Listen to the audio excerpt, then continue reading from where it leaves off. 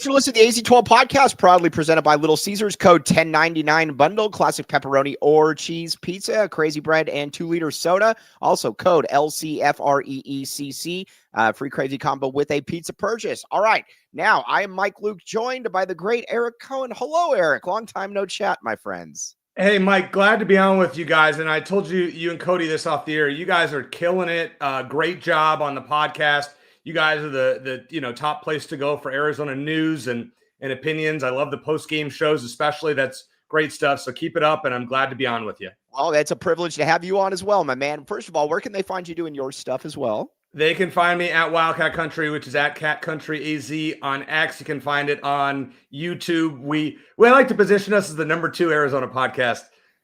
Maybe number 3 behind Shear's Wildcat Authority, but we're up there. You got AZ12, and then we're somewhere in the lower hierarchy, but we're doing a good job, and it's fun to work with Shane Dale. And you're doing a great job. And on top of that, too, people on Shear's board very much love you. They get excited every time. I always appreciate. I do every now and then see the posts. So yeah. I am a lurker. I'm not a poster, but I appreciate the kind words. All right, let's get into it, though, man. This is a good time to be an Arizona sports fan. You know, basketball, football. We're going to get into Jaden Bradley. We're going to get into is his team peaking, college football playoffs. But something that we were talking about before the show, Arizona athletics right now.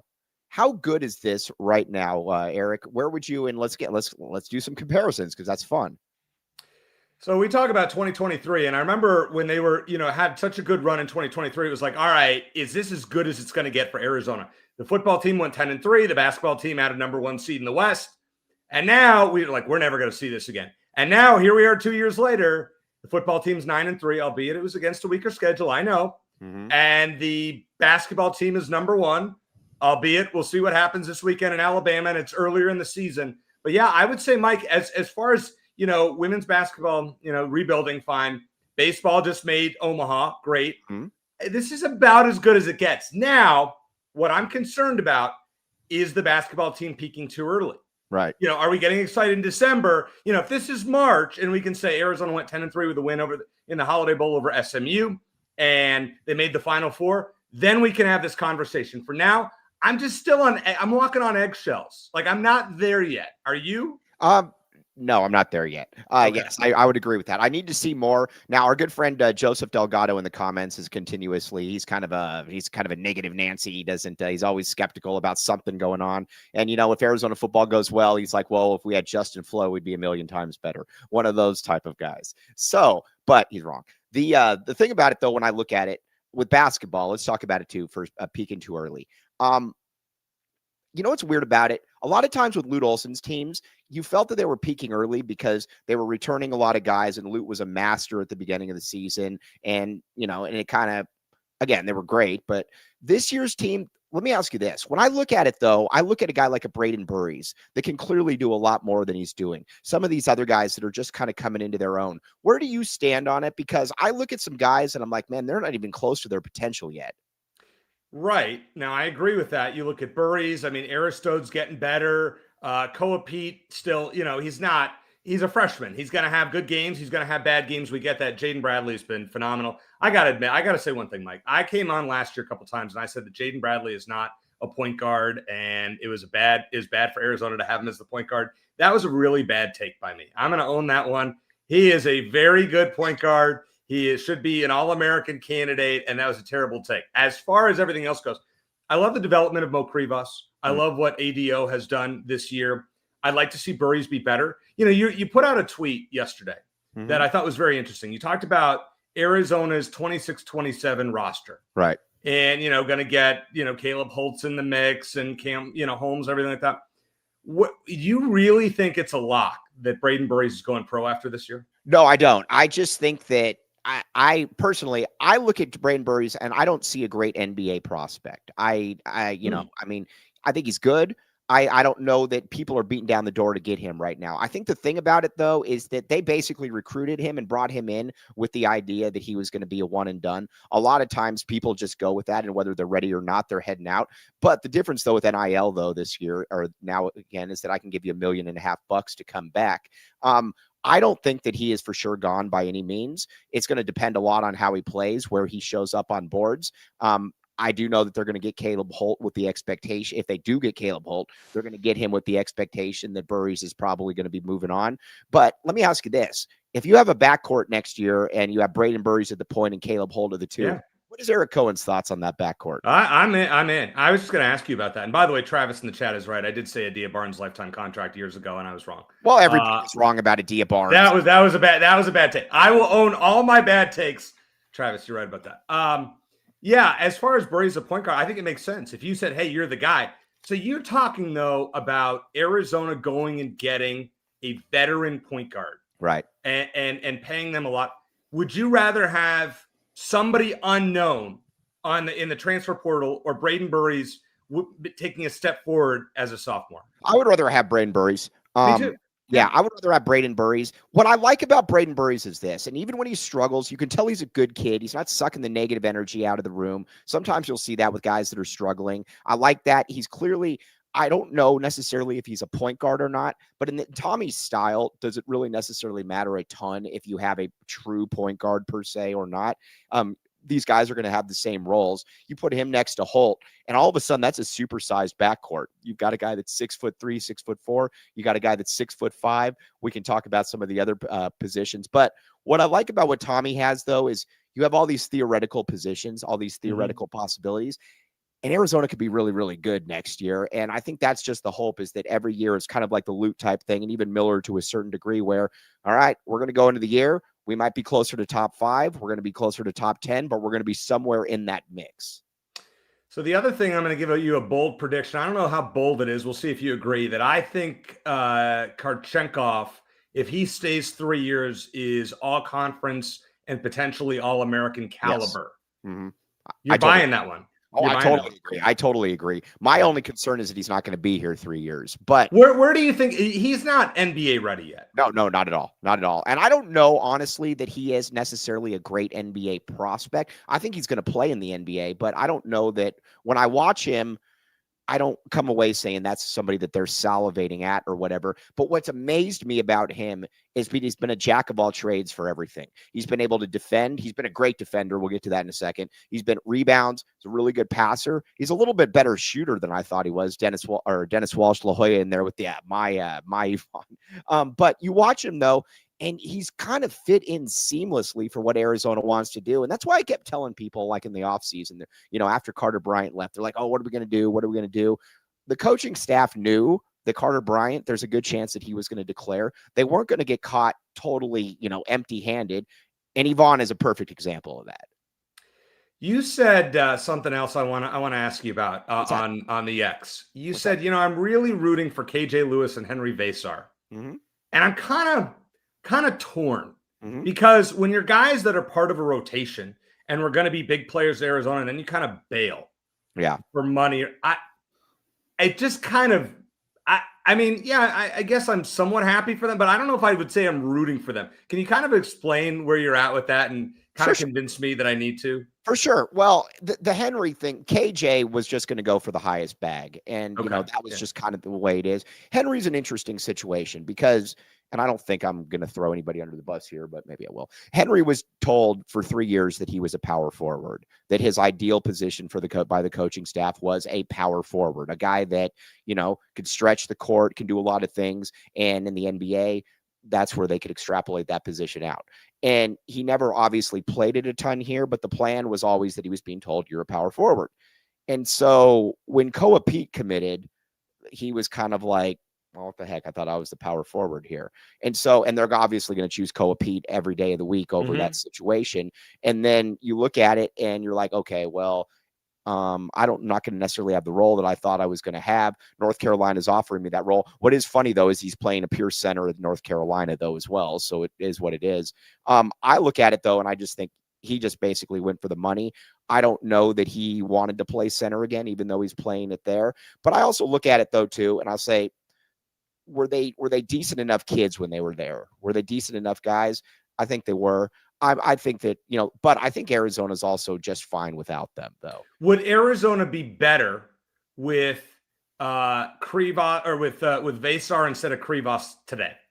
Yes. Yeah. Interesting. Okay. Yeah. I like, what do you think? What do you say? I'll tell you, Mo has really impressed me this month. Yes. In the last month. Against Florida, I was like, oh, here we go. This guy, he has just gotten better as the season goes. Like Mo Krivas 2 years ago wasn't dunking. You're Correct. 7 foot whatever, 3, and you're not like you can dunk. Just put your hand in the air and you're throwing it down.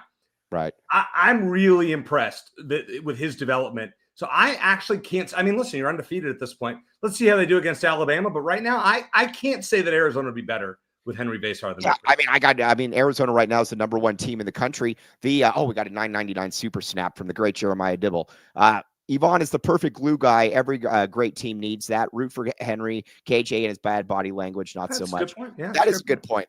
KJ's body language was awful. The thing that also annoyed me a little bit about KJ was that every third game he was going to foul a 3-point shooter. I couldn't. I couldn't stand that. Watching him shoot the 3 also drove me nuts. It was like, stop shooting, Kate. Go to the rim. You know what? Also, there were just weird brain farts throughout the game that I've never quite seen before. Like the Oregon game, where he said that he didn't know that you couldn't hang on the rim and then catch the ball and then dunk it. That was immediately like, wow. Yikes. All right, so I'm going to throw one at you. What's up? We're talking about, let's say, the last 15, 20 years of Arizona basketball in terms of the player who made the most notable brain farts. Oh, so you got to put Jamel Horn on that list, right? Jamel Horn's number 1, the apex, right. Yes. So then you've got to put, with multiple. Then you got to put KJ up there. Is there anyone else that you would add to that list? Shakur had a lot of brain farts. Okay. I mean, that's but there's one noticeable one too. Jared Bayless not knowing you could go back court on the inbounds. Oh yeah. Yeah. But he only played 1 year. So I mean, that's you forget about that, but it's a good point. Yeah. Jamel Horn is the one though that I'm like, dude intentionally fouled when the game was tied, not once, but twice in a 3-game period.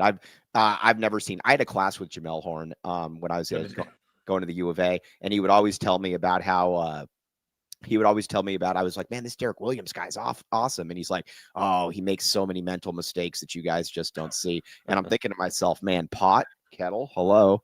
But Jamel Horn is on there, but KJ was right there. And the thing that was maddening about KJ is that there would have a lot of moments too where he was a really smart player, where he would, he'd get into the paint, he would make a really nice bounce pass. He has a lot of clutch moments, but then he would foul a 3-point shooter, or he would tell Tommy Lloyd, the Iowa State game rings true, where he says, don't take me. I think he had 3 fouls at the time, or 2 fouls at the end of the first half. And he says, don't take me out. I'm good.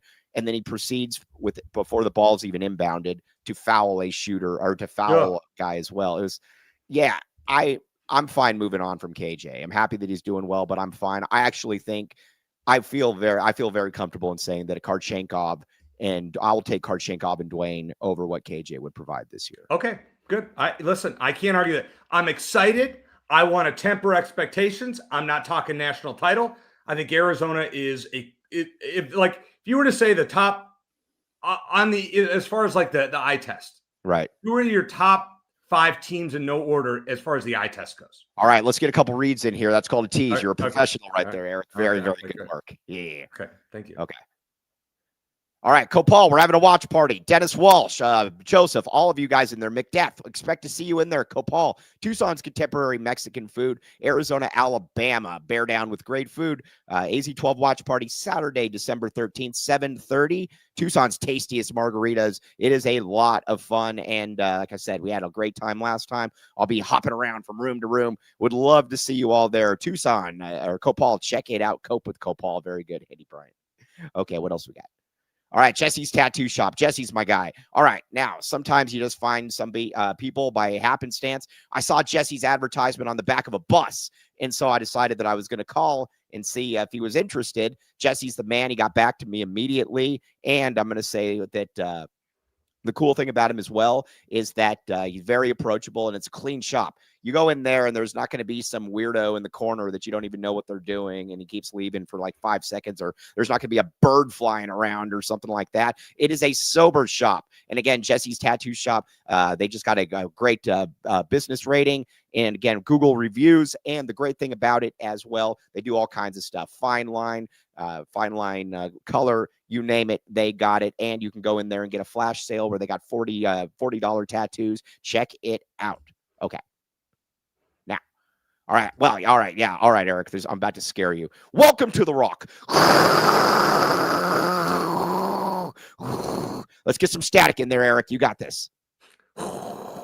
All right, I like it. Yeah, first time. Okay. Yeah, good job. Okay. Yeah. Okay. Now, Thank you. there's a lot of people out there that believe the Green Valley Decorative Rock is only in Green Valley. They're idiots. Ignore all of them. 2 convenient locations: Tucson plus Green Valley. 50+ locally sourced landscaping materials, serving residents and contractors. East is Benson, Sierra Vista, west to Marana, south to Nogales, north to Oracle. They do a great job. Check it out. Mike Natowski is the man.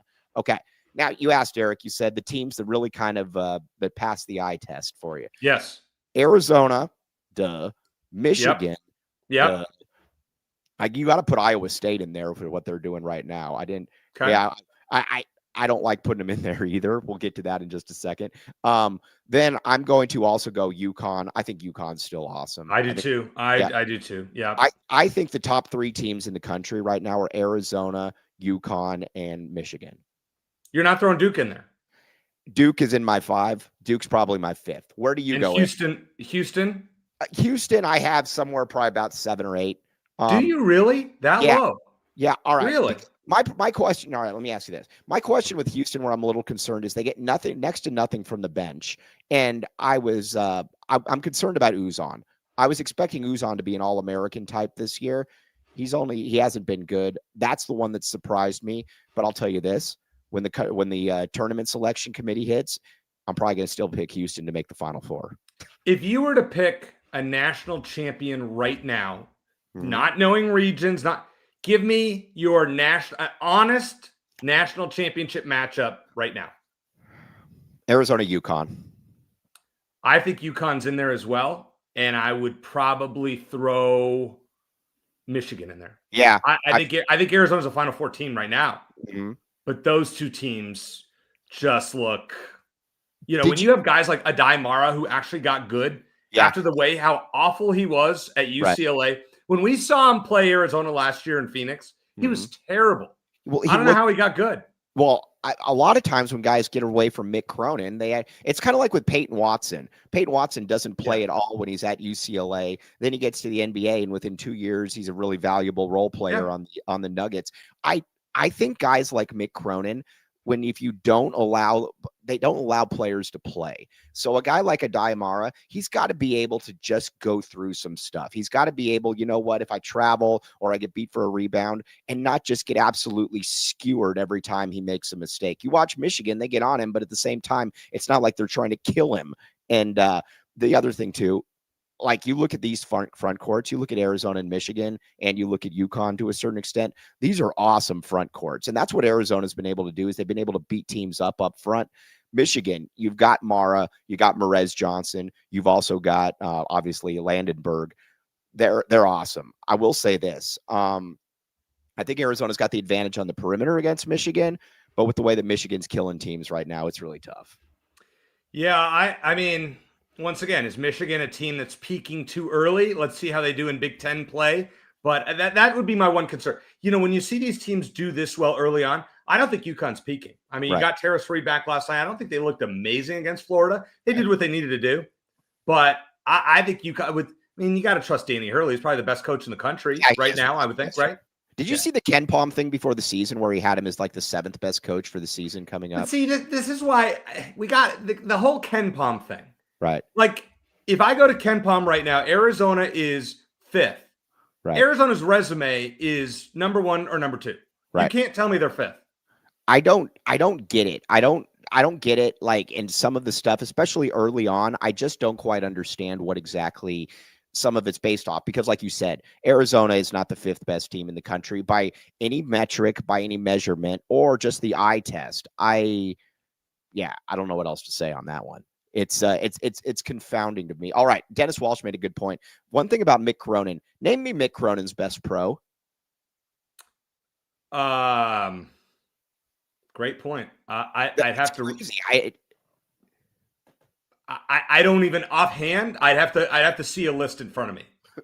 Like I can't think of anybody at Cincinnati. I mean, somebody help me here. Yeah, I think it's Jaime Jaquez, who he didn't recruit, or Peyton Watson. Like, But really? but that's what I'm saying, though. Like, you think UCLA and you think Kevin Love, Russell Westbrook, guys that are still like hanging, like, who's UCLA really produced in the last 15 years that's unbelievable? Well, that's what I'm saying. And, you know, and when Dennis brought it up, it took a second because you even remember under Alford, they were or he wasn't a great coach, but he produced a ton of different players out there because, you know, I look at Mick Cronin and Alford was Lonzo Ball, Joseph. It's just amazing to me that you're UCLA and you can't have top flight NBA players. I'll give you, well, I mean, this is one for UCLA. I'll tell you a guy that is vastly underrated is Norman Powell. Norman Powell's awesome. Yes. He's a really good scorer in the league.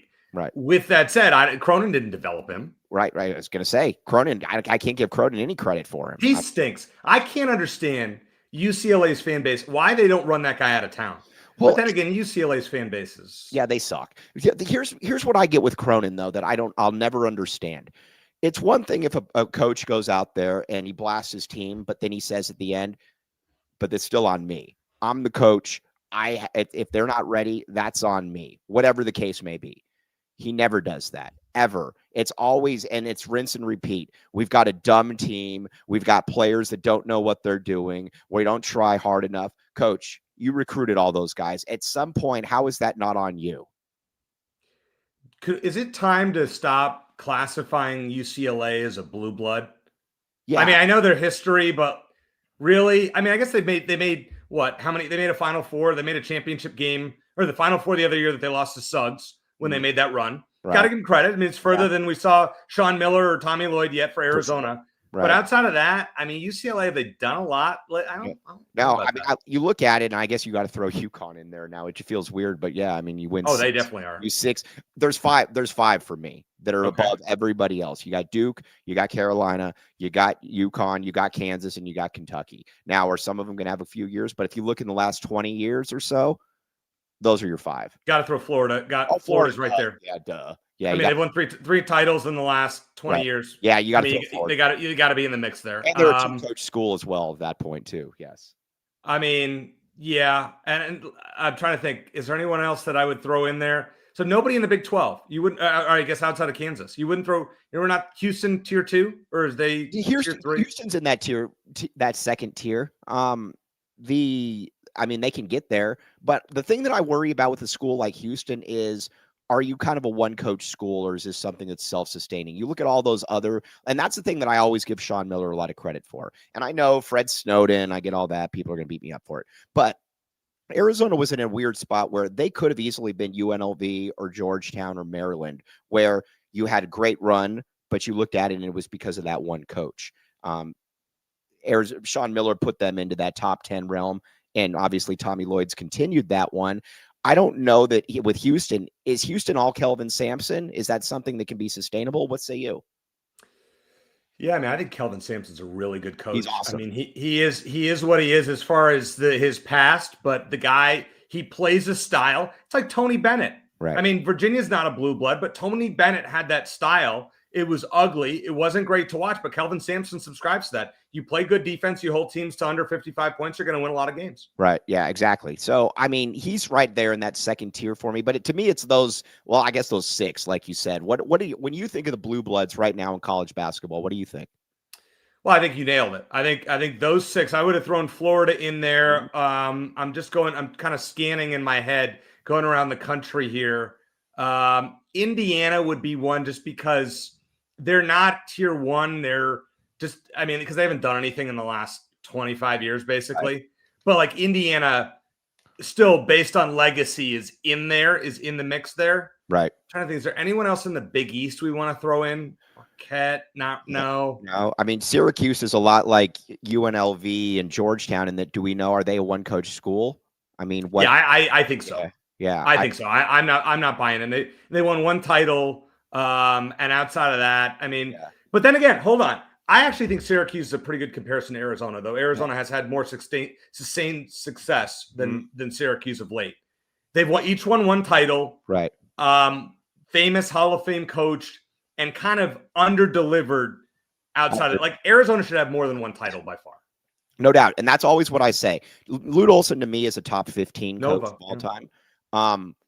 I can't put him in the top 10 because to me, you're if right. you have multiple titles, to me, there is there's a way bigger difference between having 1 and 2 titles to having 2 and 4 or 2 and 3. If you've got multiple titles, that just to me, for my eye test, just makes it look a little bit different. And I think that's something that, obviously Lute had. I will say this about Arizona. We're all super pissed off, obviously, about we haven't been to a Final Four since 01. Everybody knows that. The only thing I push back on a little bit with that is generally if a team doesn't go there for 25 years, they have a long sustained period of crappiness.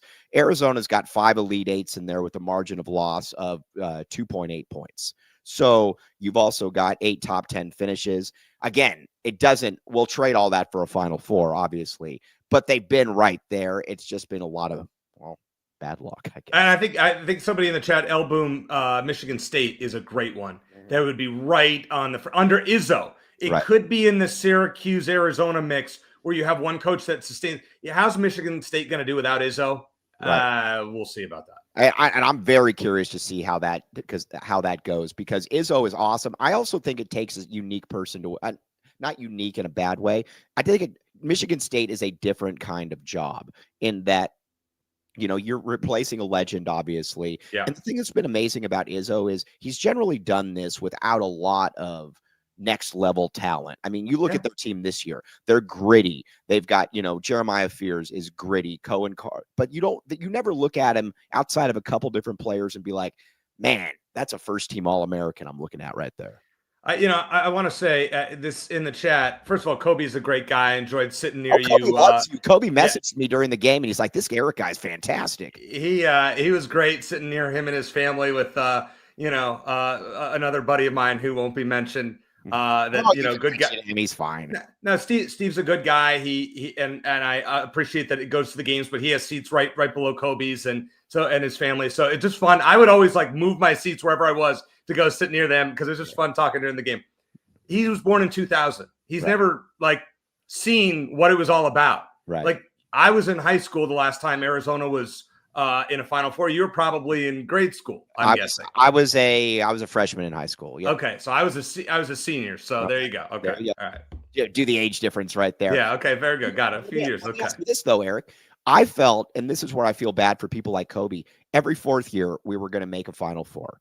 I mean, that's basically what it was under Lute. You got 88, then you got 94, you got 97, you got 01. And I remember in 05, obviously, we don't like talking about it. That just felt like the next one, but obviously that didn't happen. But you've got an entire generation of people like Kobe that have no clue what a Final Four looks like. And I'm not saying that in a negative light. I'm saying it's really sad because when you and I were growing up, we got to see Final Fours. I was in Charlotte in 94. Awesome. Yeah, it was, it was amazing. And I feel bad for these people because they haven't seen it. Well, I don't feel bad they don't remember 2005 because that was my senior year.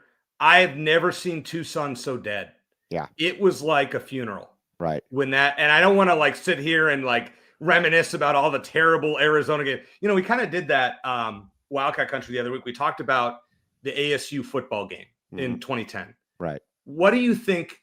I just want to ask you without going too in depth, your most painful Arizona loss of all time. There were 2. Well, obviously the Illinois one. Yeah, that's a lot of people bring up Utah, but we had just won the national title. So to me, and it was a blowout. It was a blowout. And it was, that game was you weren't in the game. Close. Yeah. And the Santa Clara game, I was young. I almost died though. But that was also when I became when I started watching all the games. And Arizona, for people who don't know, they won 17 straight games going into that NCAA tournament. And I'm like, oh man, this is easy because I had just started watching them. And then they come into Santa Clara. It's a 15 seed. We're a 2, and Arizona's loaded. You got Damon, you got Khalid, you got Chris Mills. You got a bunch. You got Ed Stokes. And then they lost, and I choked on a chicken bone, and my dad had to basically resuscitate me. Oh wow! Yeah, but that one was tough. What do you go? I mean, for me, I've never, and I hate to admit this on the show, but here we are. We're all family here. 2010, December 2nd, 2010. Walking out of Arizona State with the blocked extra point. Oh. it was the only time I've almost cried leaving a game. Yeah. I have never been more depressed. I mean, the Illinois game was bad, but like with Arizona basketball, I guess you had kind of gotten to expect it. 03 had happened, and the football game, when you're playing ASU, you have this momentum, and you don't go for two. You got it. If they had gone for two and lost, I'm okay with that. Right. But when you try to play for triple overtime, is the biggest. Like Jed Fish did that against USC the other year. And go for the win. Go for the win, especially when you're playing with house money at that point. And the story I like to tell is I used to work with a guy who was on Nebraska's 1983 football team. They were in the national championship. They were in the Orange Bowl against Miami. And he went for it. They were down by 1 with 10 seconds left, and they went for the national title with a 2-point conversion and missed it. And I asked the guy, I said, did anyone on the team regret it and just not playing for the tie? And he said, not one. We all appreciated that Coach Osborne went for the win. Well, Arizona coaches never do that. Well, let's talk about that in a second, because I remember Osborne. I was my family's all from Crete, Nebraska. So, okay. Yeah. So, and talk about growing up in the '90s. I was like, man, we win championships every year in football, basketball. This is easy. Osborne was asked about it though, and he said, well, quite frankly, I would be very disappointed if I was playing somebody and I was in the other position and they didn't do that. Nobody's looking for a tie. And I think that's a great way of looking at it. What I would say is, and I totally agree. What I would say though, with Arizona, like last year, I think the thing that was most maddening to me about last year, and we're going to get into Brent Brennan and how he's really turned the ship around. I couldn't stand like when we're playing Colorado and it's 21-7, and we're not. We've shown no ability to stop them, and we have the ball at their 40-yard line, and it's 4th and 1, and we're punting the ball into the end. Awful. Yeah. And it just was all season. And that just drove me up a wall, because at that point you're playing not to win. You're just, well, hopefully now he corrected that. He's been a lot better about it this year. I mean, he's been very aggressive on 4th down. We'll get that. But those are the things. No, in my opinion, no fan is ever going to be upset if you play to win. And if they are, I don't know what else to say to them. I think there are. I actually can't say that. I think there's a lot of people that don't understand the game. Now, but and I was talking to a former player the other week, and he said, "Well, I don't blame Stoops for kicking the extra point there in double overtime. You're at home. I don't care where you're playing. I don't care if you're playing in your backyard. You play for the win. Right. You don't play for a tie. Jed Fish at USC, go for 2. If Jed Fish loses that game in the second overtime by going for 2, is anybody going to be upset? I mean, it's disappointing, but you're going, all right.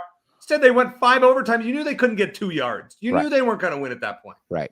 And there was going to be something weird that was done. And USC was totally yeah. So that's a total. I was at that game, and it was just like, oh, gosh. I mean, you're playing with, like I said, you're playing with house money. I don't care if you're at home or away. Now, if you think you're better than them and are going to beat them in overtime, I get it. But ASU that day was playing right there with Arizona.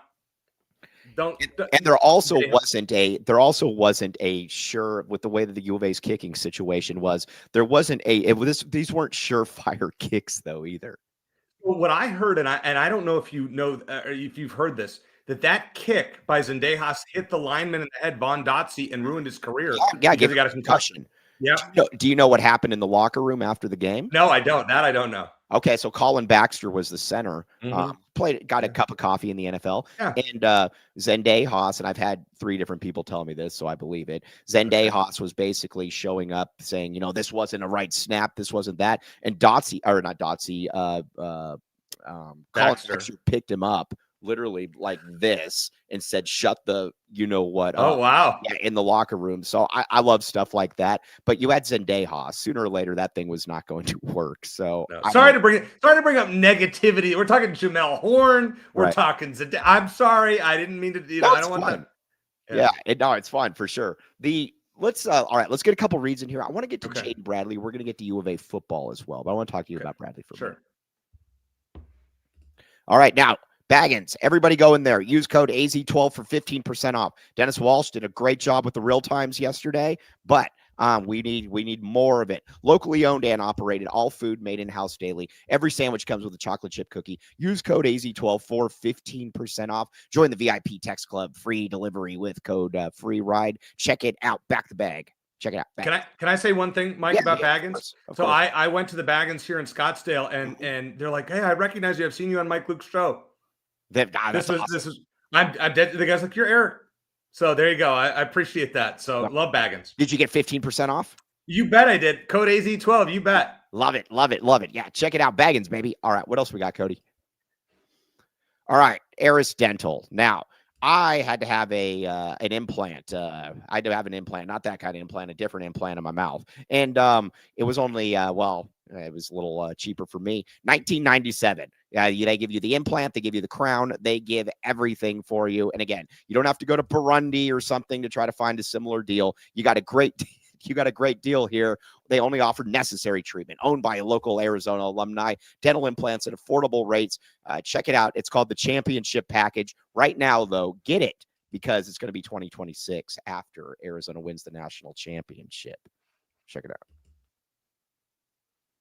All right, now one more. Longview, Andre Veras. I'm not going to ever endorse Andre Veras, but I'll say this. I'll highly recommend Andre Veras. He can talk you through your old 401k and learn more about your new employer retirement plan. Give Andre a call at 520-325-3456 and reference the AZ12 podcast for a complimentary initial meeting. Andre is the man. He's going to be sponsoring the trip to San Diego. We very much appreciate Andre. Okay, now let me ask you this, Eric. Jaden Bradley, Nationwide. Is he getting the flowers that he deserves? And if so, correct. And if so, why not? Because I don't think people are taking Arizona seriously. I agree. To be honest with you. I agree. I don't think they say, okay, you beat Florida, but Florida's down. They just won a title last year. Okay, they're down. All right, you beat UCLA. They're not very good. You beat Auburn. Whatever. At UConn was nice, but UConn was missing Terrace Reed. Nobody is giving Arizona their due respect, in my opinion. I agree. And you know what I don't get? It feels like people are floating.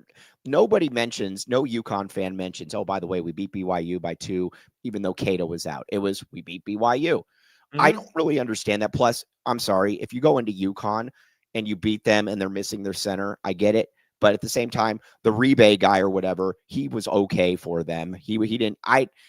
That one to me is the one where people minimize it, and I just don't get that one. That was a big-time win for the U of A. I was talking to a buddy this morning who's a UConn guy, and he actually got mad at me for still giving him crap that we beat him on the road. And I was like, that's a huge win for the program. Well, you shouldn't say anything. We were missing Reed, but I don't care who you're missing. You went on the road. You guys are ranked in the top 5. We went on the road, or you were favored, and you went on the road and beat him. And right. if the opposite was true, I'd expect him to give me crap. If and when UConn comes to McHale Center, Arizona is higher ranked and favored, right, and UConn wins. Go for it. Does he not? So does he say that the win against BYU doesn't count since BYU is without their center? No. I mean, he just is very defensive when it comes to UConn. Yeah. And that's fine. Like, everybody handles fandom differently. Right. I just found it very interesting. That's what sports are all about. Like, when you beat ASU, you don't think I was rubbing it in? Yeah. I mean, look at Mike. You're killing these ASU people. On X. By the way, I don't know how you engage with some of these people in general. I don't know how you do it. It's difficult, but like the ones that will just keep it like banter back and forth, I'm totally cool with. The ones that get personal and they're like, oh yeah, I took your mom or whatever. It's like, all right, dude, block. There are a few that like, and I don't ever want to chime in on anything, but there's some when I've seen people take shots at you or Sheer, and it's like I want to jump in and say you're an absolute idiot. Right. And for ASU's moderator, who will leave unnamed, to not do anything about that is disgusting to me. Right. It's insane. I don't get it. And you know what else I don't get as well? And I've always thought this. If I was in charge of social media, I would make you put your name and your face next to it. I agree. Yeah. Because guess what? People then at that point are not going to be saying some of the stuff they do. Anything I say, whether it's good or bad, a lot of times I'm wrong, I stand on. It's my opinion. Same with you, same with a lot of different people in here. Yes. By the way, I am getting a little bit of a sore throat, Patrick. But yeah, that's just kind of the way it is. And I've never quite understood why people will say things like that it's like, bro, this is still sports at the end of the day. And that's it. People are so mean to each other. And I have friends who have been mean on there, and I'll call them out and say, don't do you'll never see me do that on there. No. I'd rather just walk away. I'm not going to insult, it's not worth it to me. Right. I used to get riled up. I would read YouTube comments about myself. Oh, you see this, And I'd get all riled. I'm like, I can't do that anymore. Life is too short. Who cares? Right. And again, if you're really that upset about it, then I don't know what else to tell you, though. It's my opinion and it's sports. Deal with it. Now we got to talk about Bruce Pasco for a second. We love Bruce Pasco. Love Bruce Pasco. Love Bruce Pasco. Bruce has Arizona at 2. How do we get him to change this, Eric? He has Michigan 1. I believe he has Michigan at 1. Yes. I appreciate Bruce's honesty. I don't have a problem with that. At this point, who cares? If Arizona's the 1 seed in the West, you can rank them 15th as far as I'm concerned. Arizona better be the 1 seed in the West if they continue on this trajectory. That's all I care about. You know what's exciting, too, is if Arizona beats Alabama, and we're going to get into that in a second, if Arizona beats Alabama on Saturday, as long as they don't totally wet the bed in Big 12 play, it's going to be really difficult to not give them a number 1 seed. So Shane and I talked about this on Wildcat Country the other day. My point was if Arizona was to go 13-0 in the non-conference, right? San Diego State, I'm not as worried about, but you never know. But in Phoenix next week, so let's say they go 13-0 in the non-conference. What does Arizona realistically need to do in Big 12 conference play in the 18 games to secure essentially a number 1 seed? Well, I'm going to ask you 2 different ones because that was actually on my show notes. Is 13-5 good enough? Yes, I agree. That's all you got to do. That's my barrel. 12-6 might be good enough. 12-6 might be good enough as well, because here's the thing. Especially if you beat Alabama, you've got wins over Alabama. You got wins over UConn. You got a win over Florida. I still think, even though Florida's guards aren't good, I still think that Florida to me has gone from being overrated to underrated now. I still think they're a top 15 to 20 team in the country. I think they were going to probably be a 4 or 5 seed. And then you beat, obviously, Auburn. I don't no clue how Auburn's going to finish their season after what I just saw. But if you get a couple nice wins in Big 12 play, I think it's impossible not to give Arizona that 1 seed. I think it is impossible not to give Arizona that 1 seed. I think you could even 12-6.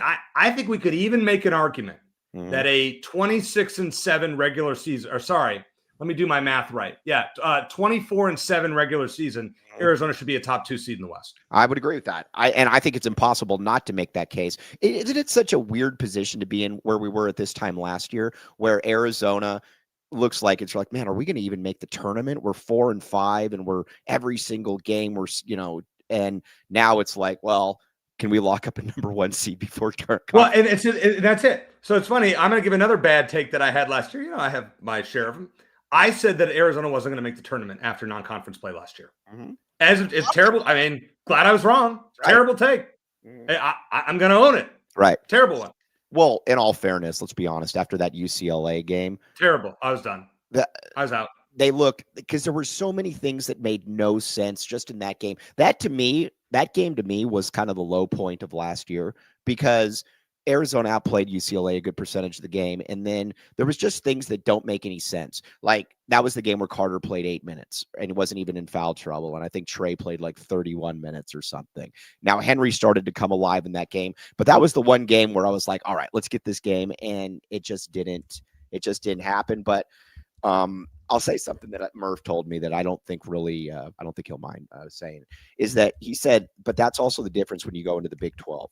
We knew going into the Big 12 that, man, we can't coast here, because forget the tournament for a second. We're going to end up getting embarrassed if we go in and we put some of these performances out there. And they started off really well, and they performed really well in the Big 12. It's kind of that the high tide raises all ships, or whatever that phrase is. And that's why I like being in the Big 12 when it comes to basketball. I just think it's a good conference, and for that very reason. What do you got? No, I think that's a good point. My buddy, my UConn friend, was worried now because the Big East is down, and he's like, I don't know where our quad 1 wins are. And I said, things will, St. John's going to right the ship. I understand that. But the Big 12 is just absolutely loaded. 4 teams in the top 10?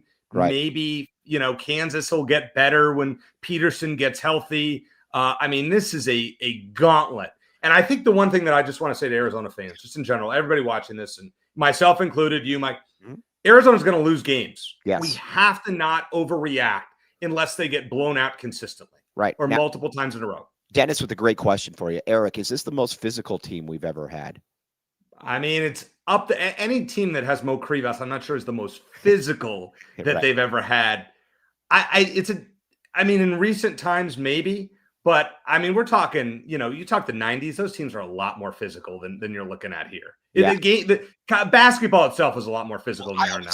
I always think back to like 01 when you got, and like the people like Joseph in the comments don't get it, but man, when you've got a starting lineup of Jason Gardner, Gilbert Arenas, Richard Jefferson, Michael Wright, and Lauren Woods, you got Anderson, you got Walton coming off the bench. Yeah.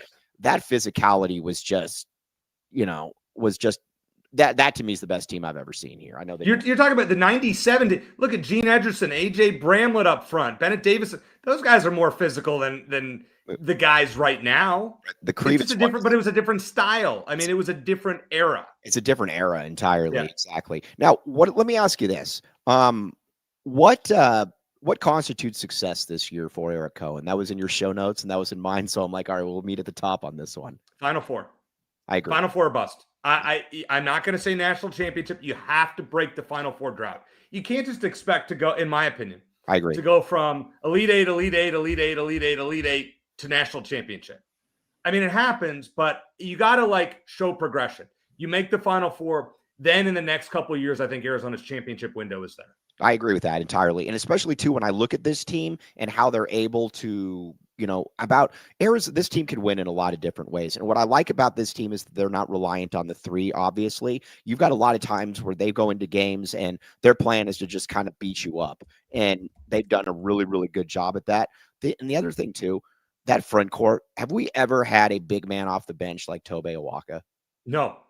Ever. I was surprised that Tommy didn't start Toby and bring Mo off the bench like Vesar was. I was surprised they flipped it, but you have to give Toby a lot of credit for being able to accept that role. But he is an animal on the boards. I mean, he is a throwback player to the 90s. He is Gene Edgerson 30 years later. Yeah, I mean, he's amazing. And the thing about him as well is that when he comes into there, his impact, and your good pal Matt Muehlbach said this on the show. He's like, people talk about Steph Curry and having that gravity that pulls.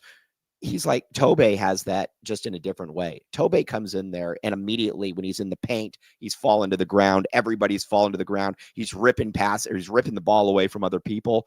He's got a different physicality to him than anybody that we played this season. And that's what's awesome about it. And that's where in the tournament, I trust Arizona compared to years prior. Now, as we all know, and the one thing that's bad about college basketball, and don't even get me started on this because we can go on for a whole nother hour about this. It's all about matchups. Yeah. I mean, Arizona got hosed the other year when they had to face Houston in the Sweet 16. The Matherin year, where Houston was underseeded because of an injury. It just is not a style that Arizona is going to play that well against. Right. If the matchups play out well for Arizona, there's no reason they shouldn't be in the Final Four. I would agree with that. And the thing about it, too, is that this team, I think, is more equipped to match up with a variety of different styles as well. This team is, like, if you were to put them against Houston, that Houston team, this team's a lot tougher than that team was back in, 21 now at this point? Yeah. Well, you've already seen, Mike, they've already won 2 games where I believe they scored less than 70 points, or right around 70, which is UCLA, which was very low scoring, and UConn, back to back. Right. And that's not something that you would normally see from Tommy Lloyd teams, in my opinion. You see it next to nothing. So I agree with you. This is the year that I think you've got to break through. Barring some catastrophic injury, this is the year that you've got to break through. Let me ask you this. Braden Burries, what is your expectation for him as the season goes on? What would you like to see from him? 12 points a game, 26 or plus minutes, and mentally making sound plays, right? Not pulling a KJ Lewis. Yes, agreed with that. Not being somebody brought up Boswell earlier, and Boswell's great at Illinois now, which is kind of funny. Isn't that hilarious? Yeah, it is, but it also shows if you take it seriously, nobody doubted his talent. Right. But now that he is taking it serious, that's what I don't want Braden Burries to be this year's scapegoat. Right. Because that's what Arizona fans do, is they run somebody out of town every year with somebody's a scapegoat. Kylan 2 years ago, KJ last year. If things don't go well, who's going to be the scapegoat? And I think, you and I both know it's probably Burries. And there shouldn't be any scapegoat. It's like last year, like the amount of hate that ADO got, I will never understand. Like it. I mean, he's so much better though now. He is so much better. He's light years better. I mean, you put him in there. He's physically strong. He's not a total turnstile on defense. Offensively, he looks good. He looks like he's been in the weight room. Like you said, there's always this rush to we need to find somebody to, blame for the entire season. I don't think there's any of that now. And what I will say is this with Braden Burries is whether he was rated right coming out of high school, whether he wasn't rated right, that's not his fault. You can take that up with somebody else. If you're coming in here and you're expecting a guy that's going to be the best shooting guard in the country as a freshman, that was, like I said, that's on you. That's not on him. But that's recruiting in general. I mean, you can go and I mean, I'm sure you and Sheer talk about this a lot. You can go look at a list of, college football or college basketball prospects from 5 years ago and look at the top 20. And how many of them have you heard of or can you say made an impact? Maybe half? Maybe half. Maybe? Right. Maybe. So maybe Braden Burries just isn't going to be that guy, but I hope Arizona fans don't turn on him yet. And again, when you look at him too, he's always encouraging. It's not like he's distant from the team when he's not playing well. Right. Just root for him. It's an easy kid to root for. Yes, please. All right. Yes. Now, speaking of somebody that's easy to root for and somebody that I'm probably getting pretty close to issue an apology to, we're going to switch sports here in a second. But first, let's get some reads in.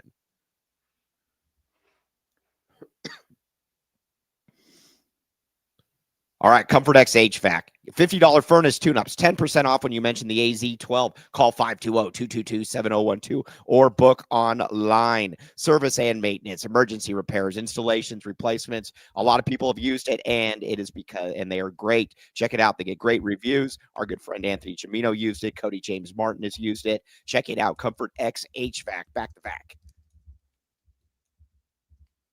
All right, Foster Plumbing. Now, here's the other thing. Everybody knows that with plumbing, you need 24/7 service because plumbing just doesn't rear its ugly head from 8 to 5. It rears its head all the time. Sewer inspections, drain cleaning, water heaters, sewer line, 603-3817 to schedule service. And again, 10% off when you mention the AZ12 podcast. Danny Foster is the man. Good support local right there. Foster Plumbing. And one more, we got RJ's Frozen Cactus, red hot sports and ice cold beer, huge parking lot, 100+ craft beers, $2 deals, pizza, wings, tacos, burgers, and more. No bad seats in the house. You go in there, you feel comfortable. And the great thing about it too is that you got a TV everywhere. Hence, no bad seats in the house. It's a fun environment. It was on Bar Rescue. We've had a good time there as well. Hopefully, we'll have another watch party there at some point. But check it out. Get some good food. Get some good beer. And again, this isn't your typical bar food. This is good food. Okay. Now, Brent Brennan. Here's where I'm at. This year was a rousing success for Brent Brennan. Mm-hmm. And I've said from day one, I want to be wrong about Brent Brennan. And I've said this a million times on the show as well. There's only one time that I've ever rooted against Arizona. That was at the end of the Kevin Sumlin era. Fair. Yeah, fair. Like the 70-7 game, I know as hard as it was, but when it was 14-0 a minute into the game, I said, just keep piling this on. Because I knew that Sumlin wasn't the guy. I didn't want to have to prolong this. Everybody heard about everything off the field. So, it is what it is. Brent Brennan, there's nothing of that. He's a great dude. The people around him are great guys, from his chief of staff to his coach. All of them are great guys. And so I would like nothing more to be wrong on him. And I've said this. I don't need next year. Next year, I don't need Arizona to win 10 games. I don't, because again, we're Arizona fans. All I need to say that my bad Brennan is win 7 games. 7 games and be competitive. And I want you here forever. Again, I think because last year was obviously really tough. This year has obviously been great. You just have a good season next year. I've seen all I need to see. I just need one more good season. And I don't need this season, Eric. I don't need 10 wins. I just need something in that 6-7 competitive realm. So when they were doing that like tour in May, they go around the state and they bring on the coaches and whatnot. I went up to Brennan, Shane Dale and I went up to Brennan and we were talking with him, just the two of us. And he said some things that, I won't, say on air, but he was very colorful about certain players that were no longer with the program and about his own attitude, more like an FM type attitude. And I was like, all right, well, maybe we saw something here. And I was wrong about Brennan. I'll give you my bad Brennan. Okay. And I've owned it. And I think he has proven with this, what we saw in November, going 5-0 with that schedule, 3 on the road, and they whooped up on teams. Now, the Kansas game was close, but outside of that, and Cincinnati, I mean, within a touchdown. But other than that, Arizona clearly outplayed the opponent in 4 of those games. You know what I also don't get too, and there's people on Twitter that won't. They say they won't give Brennan credit. They say, "Well, it's because of the coordinators." Come on, dude. At this point in the game, you're just looking for a reason not to root for him. He hired them just like this, and I keep telling them. At the end of the day, Dino Babers is on Brent Brennan.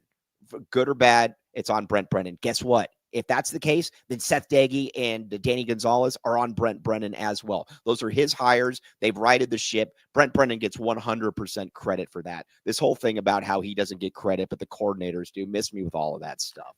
Hey, Marcus in the chat.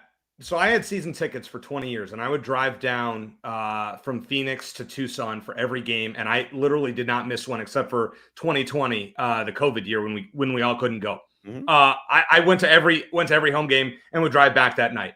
I gave up my tickets before this season. Right. Now I still ended up at 6 out of 7 games just because I couldn't help myself. Right. And it was fun, going with my buddy Steve and sitting near Kobe and his family. Great. Yeah. I did that most of the time. But the athletic department was also offering $15, $20 tickets. Well, I wasn't going to pass that up either. So of course I'm going to go to the game. We can talk about that separately. But Brent Brennan, what I saw this year, the philosophy in terms of recruiting, and this is the best recruiting class that Arizona's had overall, based on 24/7 rankings since, the 22 class from Jed Fish, I believe it was. Mm-hmm. So that was impressive. And secondly, I love their philosophy in the transfer portal. Bring in guys who started elsewhere. Right. They were good enough to play elsewhere. They have a model. And that's why, for me, if all is right, I would buy tickets again. And I will forgive Brennan for that. Keep that up. Now, if the transfer portal goes to hell this year, I may come back on here and go, "Oh, Mike, I was wrong about that one." But I'll tell you, I think they have the philosophy. They have the right people in place. I believe Daggy will stay another year. Danny will stay another year. Let's see what happens in Noah's senior year, assuming he stays as well. Yeah, no, I would agree with that. And there's certain positions as well that I just have no concern about. You look at the running back room. That as long as Alonzo Carter's here, I got no problem. That running back room, right? Just fine, no problem. Yeah. You look at. Go ahead. No, last year it would have been fine too if JCM had been able to play, but then he gets ruled out because whatever that was. Right. And Quali Conley just was not a solo number one guy. Quali Conley, and I always would tell people this, and it would bother me. Quali Conley was a guy that was brought in to be a backup. Quali Conley as a backup is fine. There's no problem with him as a backup. Do you want him carrying the ball 23 times a game like a JCM? No. But that's not what he was brought in to be. So that's always – but you look at this running back room this year, they got a variety of different things. You got Quincy Craig that can run and catch. You got Kedrick Reesano who's kind of your, that bell cap. Ishmael Mahdi's been fantastic. Fantastic. And you look at it next year, yes, you lose Mahdi, but you got back Craig, you got back Reesano, you got Yarbrough coming off as well. Then you've also got a 4-star running back coming in. They love the Cornelius kid as well. The skill position guys, I think, are going to be just fine next year. Yeah, I'd like to see what they do at wide receiver. You got Spivey back.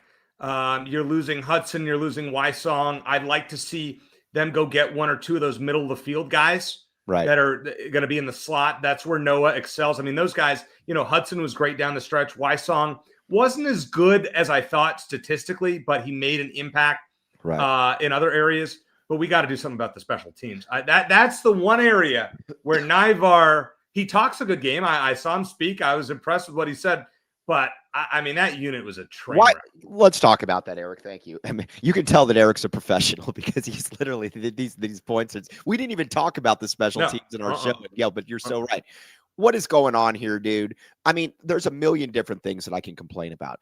Now, listen, they changed a lot when you had Luke Wysong back there because Luke Wysong, I have no doubt, can catch the ball, and he actually tries to return the ball upfield.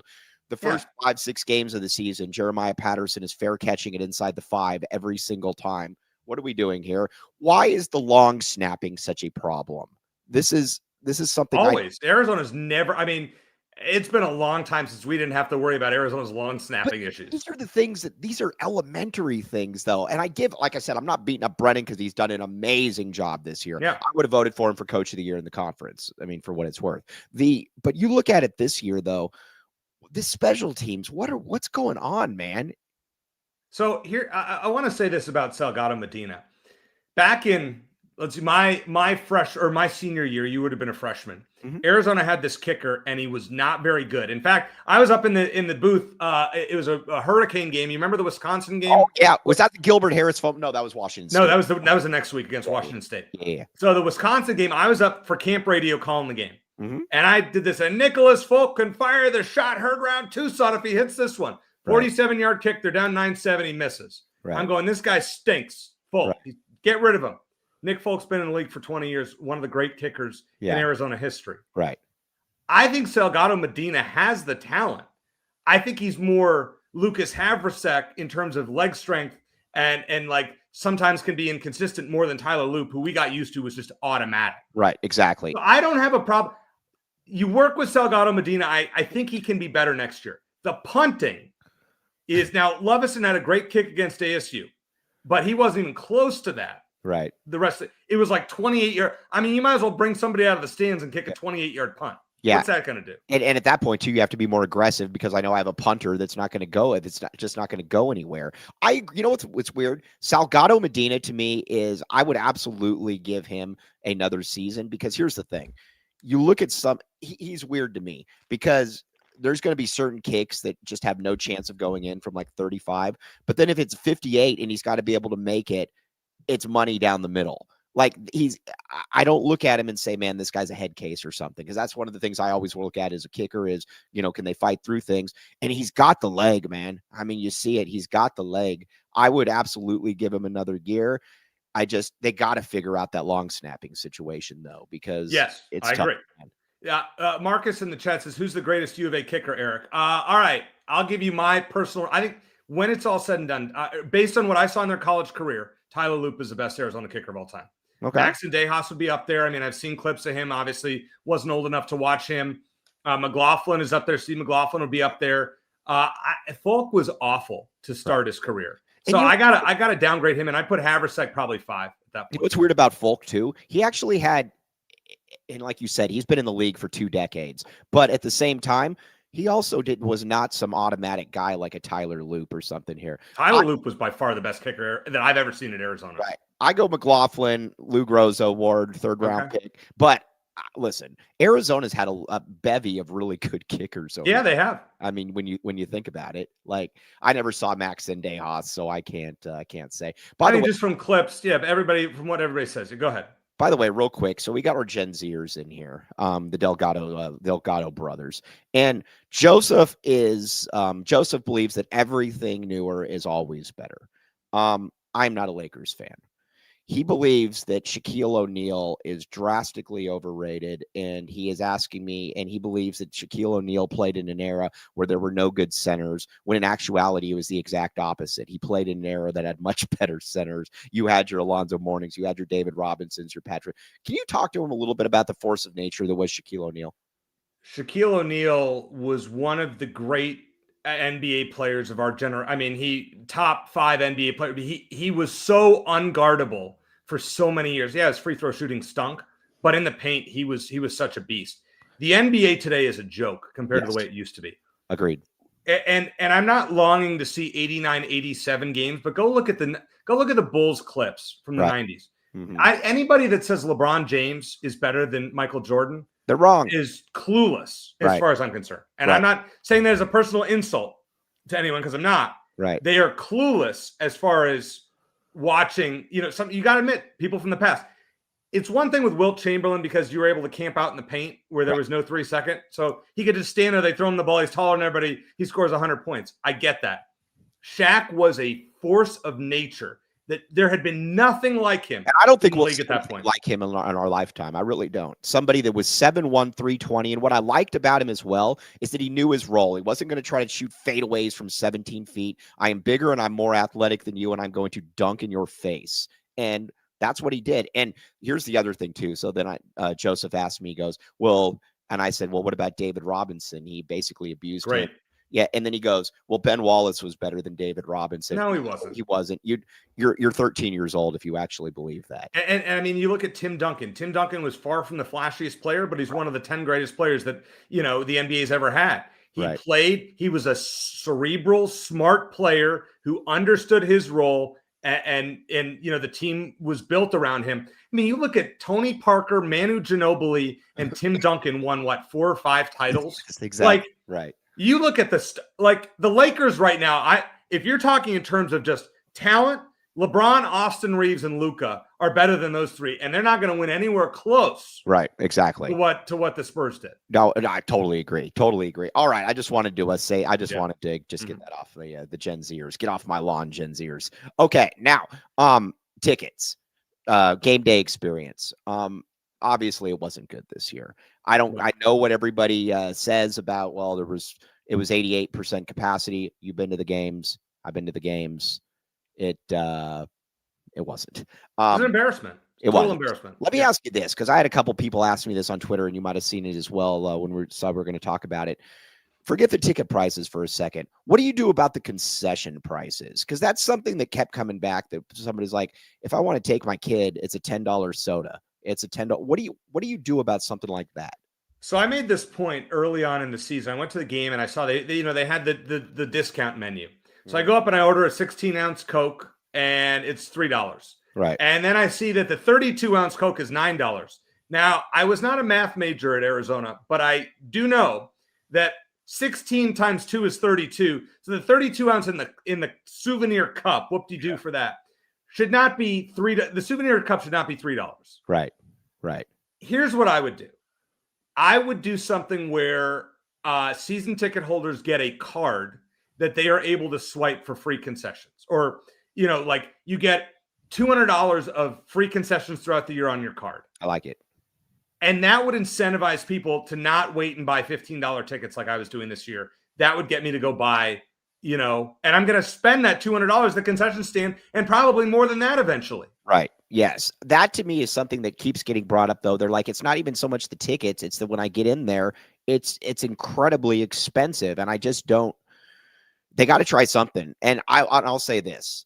With Arizona football, the one thing about it is you need to have sustained success for people to buy in, because you and I have, we've lived it. Every time there's a really good year, it's a kick in the balls the following season. You can go back to Penn State, you can go back to after the Fiesta Bowl win in, 94. So that's part of it. But at the same time, though, when this team is 8-3 and there's 35,000 people there, max 32,000. Like, that's just not good enough. All right. So the people, 2 points I want to make on this. Number one, the people that are complaining about beer prices. 5 years ago, there was no beer in the stadium. Right. So this is a new thing. Right. But you don't want to discount beer to the point where people can drink 10 of them. So there's a reason they have to price it a certain way. Okay. I understand it's more expensive, but they don't want guys shotgunning beers because it's $5. That's why stadiums are always going to upcharge, because people don't want to go pay $150 for 10 beers. That's number one. Number two, another thing you need to do at Arizona Stadium, you need to tarp off the upper deck. Agreed. The shirtless thing was funny. It was cool, the Kansas game and the Baylor game. The fourth quarter of the Baylor game was one of the most surreal atmospheres I can remember. It was a 4-point game going into the fourth quarter, and then boom, blown wide open. Guys, one row of guys taking off their shirts turned into 2 sections. It was surreal. It was cool. I mean, it was tarp off that. Just get rid of it. Put the AZ12 logo up there. Put Casino del Sol's logo up there. I don't care. Don't let anybody sit up there. Block that off. Fill up the lower bowl, then we can talk about the upper bowl. You know what it's like? It's like a prize fighter that nobody wants to go watch, and it's a pay-per-view event, and they're like, well, we're just going to rope off all of this stuff right here, because that's the way it is. But no, that was a big one for sure. Okay, now Kobe says, agree on the tarps. For 40,000 without the upper bowl available will look leagues better than, because that's the other thing. That's right. And when it comes to recruiting, like, it's just a bad look. I mean, it's hard when you say, like, man, we're ranked 18th in the country and there's nobody here. Like, that's tough. The problem with that, though, is that is where a lot of the cheaper seat options are at. So if you're going to do that, you have to lower prices in the lower bowl. And I don't think they want to do that either. You have to. 100%, Cody. You have to. But it's fine. You're not so great. You're not lowering season ticket prices in the lower bowl, but you're going to offer $15 tickets for every game. Right. Except for BYU. That was the only game that they didn't offer $15 tickets for. You should honestly. You should, because you definitely have a mind for this in the way that you go. You should have. I work in marketing. I mean, I should. Yeah, I mean, you know, you should tweet out like a proposal what Eric Cohen would do. Seriously, I'd like to talk to Desiree. I really, and I don't know if have you had her on AZ12? We have not had her on. Nope. And I haven't had her on Wildcat Country. And she said and I met her one time. She said she would, like, I would like to say to her, like, what's your marketing team doing? Right. It's not that hard. Right. Exactly. $15 tickets. You can't even sell out $15 tickets. Right. That's something that it's like, all right, what are we doing at this point? You got to figure something out. Something has to be done. You got to tarp it off. You got to offer perks for season ticket holders. Did you get the survey, Mike? Did you see the survey? Did you hear about the survey? Yeah, I got the survey. So I like what they're trying to do there as far as some premium options, but that doesn't like, I'm never going to buy that. Right. That to me didn't address the crux of the issue. Like, it was like you said, I'm not going to get that option. So like I said, I like your ideas, because I think the thing about it too is that you entice people to get to the game first and foremost there. And then after that, I got a couple little goodies that I can take off of that as well. So, you know, that's where, yeah. All right. Eddie Lynn, Shade here.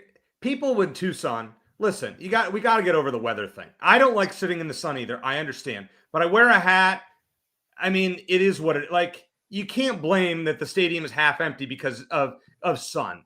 Right. And you can't, you know, a little rain. Yeah, the BYU game was something, but like the Baylor game, the weather was fine. It just started dripping. Now as the game ended, it started pouring. Before that, there's no reason it should be empty in the first half of that game. Yeah, and what I would say is this: when people complain about the weather, just admit you don't want to go, because if you're complaining about money or something like that, or a late game and you got your kids, fine, wherever, I get that. But if you're complaining about the weather, come on, man. I mean, I've seen Arizona Stadium packed when it's been 104 degrees outside, so it can happen. You've just got to want to do it. I want to see something change. Yeah. With that said, I'm really excited for the Holiday Bowl. I did get my press pass, so I'll get to hang with you up in Absolutely. I don't know what that's like. I had to ask you about what to wear. Right. So you were kind of guiding me. Yeah. I still don't know if I'm going to wear an Arizona polo shirt. I may. I will. You know, I will follow the leader. Yeah, I will. But see, is it better to watch the game from a press box, or do you like kind of being out like with the fans? What's kind of your take on that? I much prefer being out with the fans, but I will say this though, that it is kind of fun up in the press box, just because you do have such a bird's eye view on everything.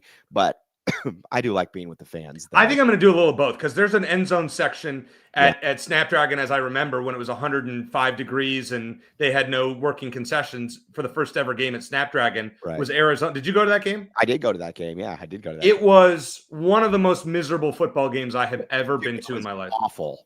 Literally awful. Awful. Yeah, and that's one of those ones where you're like, all right, I don't want anything to do with this ever again. But I will say it was one of the great days I've ever had, because right after that, I did what I call my double play, like my dream double play. Watch Arizona beat San Diego State, and then I drove out to Del Mar Racetrack and went to the races. And ironically, one of the greatest racehorses of our generation ran that day and won by 20 lengths. So it was great. Like, I don't care that it was miserable and I was literally like drenched. And Snapdragon was still. I have good memories despite it being miserable. I'm really excited for that game, though, Mike. Let's preview that one. Let's get a couple more reads in. We got a couple more reads, and let's preview that one. What do we got, Cody? We only have one left, and it is the merch read.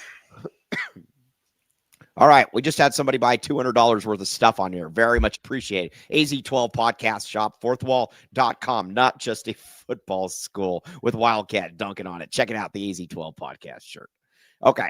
Eric, to me, with Arizona, and you got Arizona 10 wins. If you could have 2 10-win seasons in 3 years, that's immeasurable for me.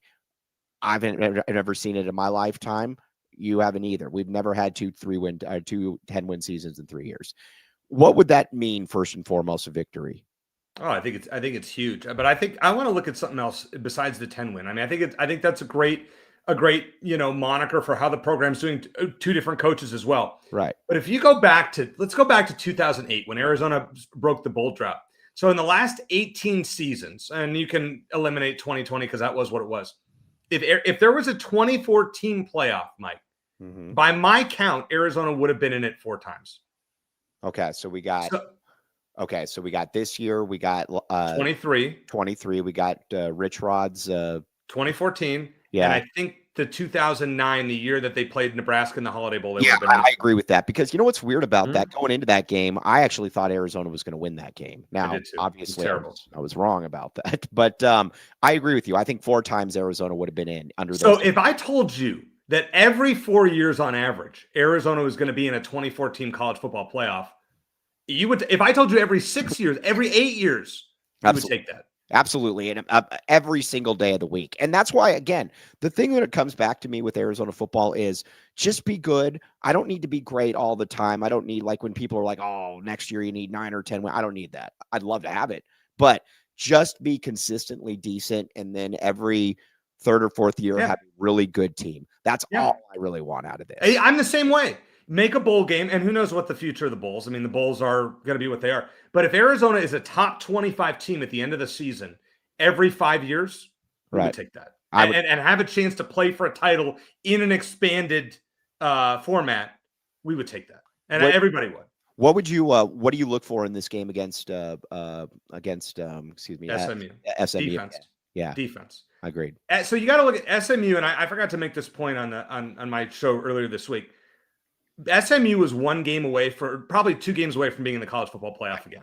Right. If they beat Cal, as they were favored to do by 2 touchdowns in the final week, they're playing Virginia in the ACC championship game. Virginia was a fraud, and SMU is playing Ole Miss next weekend. Right. So you're talking about a team that beat Miami at home. Mm-hmm. I mean, this is a team that was in the college football playoff last year and almost won the ACC title last year. What's that? This team is dangerous. Yes. Yeah. If Arizona has to keep up that momentum, I don't know if the layoff will hurt them. I like that it's kind of a standalone game. The other game at the same time is 2 crappy teams. Mississippi State didn't deserve to be in a bowl at 5-7 and whatnot. Jennings, a good player. Kobe makes a good point. Arizona's defense is what matters. Arizona is not going to win a game if they give up more than, I'll say 24 points. 23.5 points is the magic number. Arizona holds SMU to less than that, they win the game. Can we get a prediction? I'm going to change my score at some point. Let me see what the over-under is in this game. I want to see. I always like to look at what the odds makers say. I actually hadn't looked at that. Arizona was an early favorite, 1.5 point favorite. The line is up to 3. The over-under is 51.5. Interesting. I'm going to say 27-24. I was going to. Well, that's what they're predicting. Yeah. I'm going to say Arizona 27, SMU 20 as of right now. I'll take it, man. And what good vibes that would be going into the offseason. It'd be great because your recruiting class has already benefited. Right. I mean, that's Shear's, Shear's talked about that on the board, like how good, and you guys have talked about how good the recruiting class has been, but the transfer portal, you go win 10 games, you win a bowl, you finish in the top 15, you're going to be able to get guys. And what you've got as well is then you say, and not only that, we have playing time available for you. Look at the defensive and offensive line. We need dudes. I mean, we just won 10 games this year. Come be part of this. And the thing about it too that I keep talking about is they hit the ball out of the port, or they hit the ball out of the park in the portal though this year. Guys like Deshaun McKnight, a DeCambra, a Tristan Bounds before he got hurt. I didn't see that. happen. Nobody did. Yeah. So and the coaches probably didn't. They'll tell you they did, but of course they didn't. So I want to ask you this because I trust you and Shear for the news. You guys give the news. Thanks. Noah, are you confident Noah coming back? Are you confident? Genesis probably gone. Like who do we need to kind of keep an eye out on one way or the other? I would be stunned if Noah doesn't come back. I think that they take care of Noah. I believe Noah, and I don't know this for a fact, but I do believe he is the highest NIL player on campus. Okay. I could be wrong. Okay. I could be wrong on that. I don't think so. Genesis, I expect to leave mainly. I could be wrong, but he's got a lot of people in his ear, and you could tell he's made some business decisions over the course of the year. I would expect him to leave. But Noah, like I said, I would definitely expect back. Okay. And with that Noah will sell tickets. Yeah. Noah, I would hope.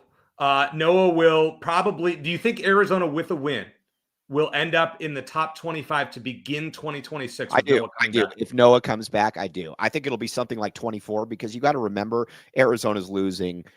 Arizona's got as you know this better than anybody. Arizona's got a monster secondary that they're losing basically everybody except Cole, and you're going to have a bunch of young guys in there, which will be interesting to see what happens with Danny Gonzalez and how aggressive he is next year. But I think the good vibes of going 10-3, being in the Big 12, bringing Noah back. Now I will say their schedule next year is much more difficult. Much more difficult, yeah. Right? And that's why I keep telling people 6-7 wins to me is more of my barometer. And if it's better than that, so be it. But it's going to be a much tougher schedule next year as well. So I think what do you think?